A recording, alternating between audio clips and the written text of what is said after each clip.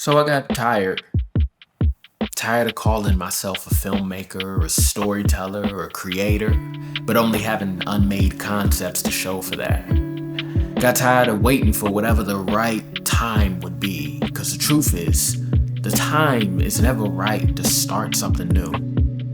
Even more so, I got tired of hoping that somebody would swoop in and give me $1 million for a project without me putting the work in first to earn it. And whether you write, dance, act, sing, or just have a low-key dream that you haven't told anybody about yet, this content's for you. See, there's different types of creators out there. Some make every single thing that they think about, whether that's good or bad. They'll get an idea Sunday and it'll be made and out into the world by Monday. Then you get those other types of creators, the ones like me, the ones who get an idea, sit on it for like 10 years, then get salty when somebody drops something similar like, yo, that was my idea in the first place. I can't tell you how many times that happened to me.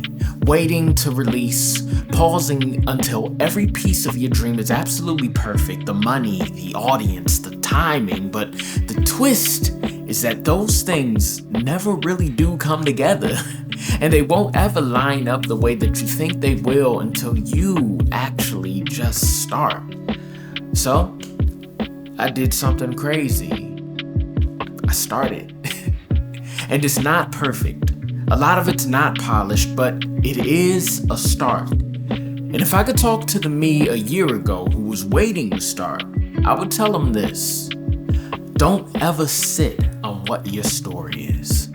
See, I'm a filmmaker and a poet, but when I'm not doing that, I'm also a journalist on the news in my hometown too. And the thing that I love about that work is that each segment that I cover allows me to step into the story of somebody else.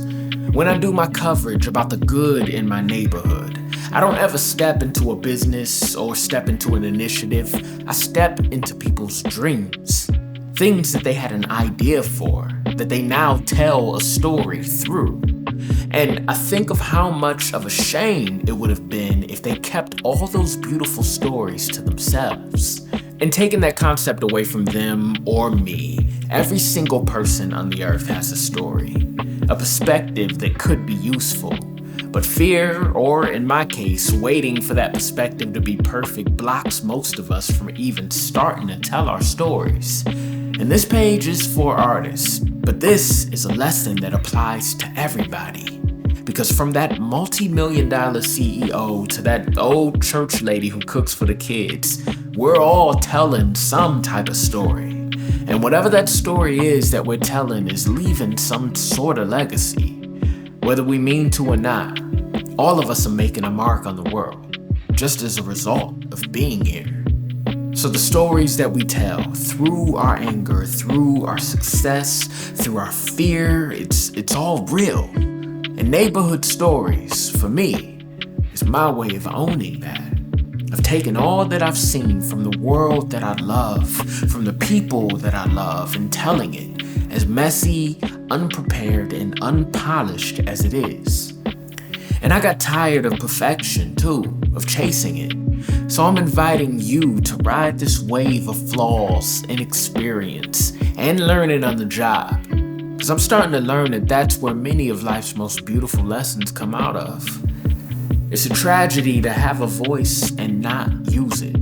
To sit on the stories that life has shown you and never share them with the next person. I would love to run out of things to say. But until I do, I hope you enjoy Neighborhood Stories.